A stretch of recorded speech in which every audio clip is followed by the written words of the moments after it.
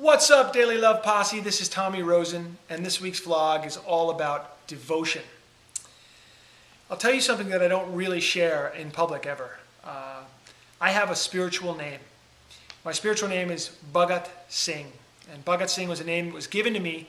I asked for it, and it was sent to me by the people who run 3HO. 3HO is an organization which was founded by Yogi Bhajan. And that basically means that it has a lot to do with Kundalini Yoga, which is one of the forms of yoga which I teach. When I got my spiritual name, it came with a definition. My spiritual name, Bhagat Singh, and the definition after it was, the lion who is the devoted one. Now, the word Singh means lion in Hindu. So that's nothing unique, and all men are given the title of Singh.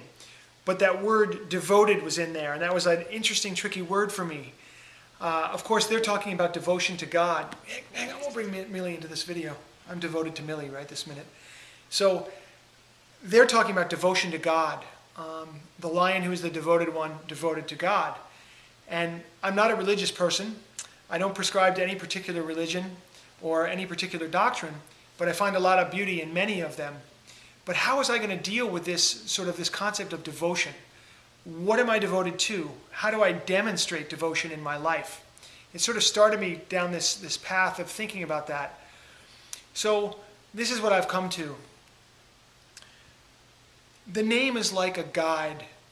It's kind of like the Sikhs look at it as, it's like their destiny. It's what they're working towards, or they're aspiring to live up to the name that they're given.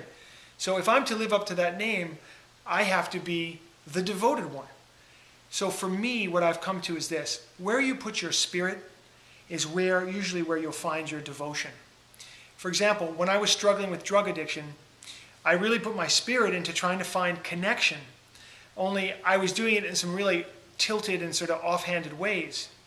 When I found recovery, I built a community around me of people who are interested in uplifting their spirit, uplifting each other, and moving through the challenges of addiction into this world of ease and true recovery.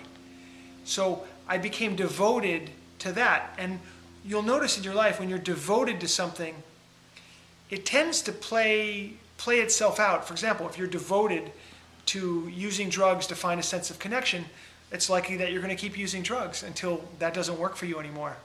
If you're devoted to being in recovery and helping other people to recover from those challenges that you've had, it's likely that you're going to get to do that work for a while, because that's where your spirit is. That's where your devotion is.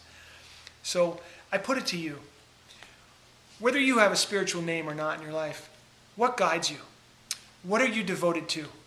And how do you show that devotion? And most importantly, does that devotion lead you to bliss or to pain?